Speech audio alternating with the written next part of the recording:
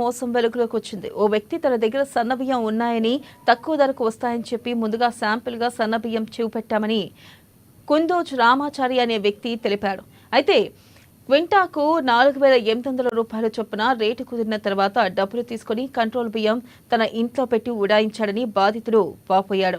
ఇక కొద్దిసేపటి తర్వాత బియ్యం బస్తాలు ఓపెన్ చేస్తే కంట్రోల్ బియ్యం ఉండడంతో మోసపోయిన తెలుసుకున్న రామాచారి ఆవేదన వ్యక్తం చేశాడు. ఇక ప్రజల అమాయకత్వాన్ని ఆసరాగా తీసుకుని మోసం చేస్తున్న వారిని అధికారులు కఠినంగా శిక్షించాలని రామాచారి కోరారు.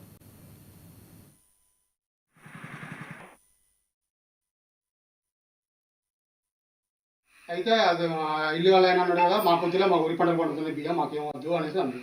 నీ అన్నాను కదా, ఎంతకిస్తాడు బియ్యం, ఏంది బియ్యం అనేసి అంటే మొత్తం పెట్టి నెంబర్ ఉన్నాయి బియ్యం చారీ తీసుకుంటావు, వారు తీసుకుంటే తీసుకోరు అనేసి ఆయన అన్నాడు.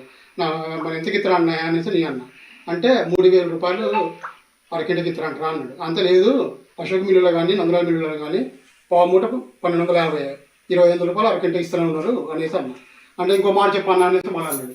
అంటే అంతకన్నా ఎక్కువ పెట్టను నేను, అయ్యే డబ్బులు పెడతాను అనేసి అన్న. ఇంటికి వచ్చాక మళ్ళీ ఆయన కాడికి పోయి అరే మా బియ్యం ఆయన మళ్ళీ వచ్చిండ్రా తీసుకోమో 25 వరకు ఇస్తారంట అనేది బియ్యం అమ్మేట ఆయన చేశాను జాతర చేశాను. ఆయన ఫోన్ చేసిండు, సార్ తెమ్మని అనేసి అన్న. అరగంట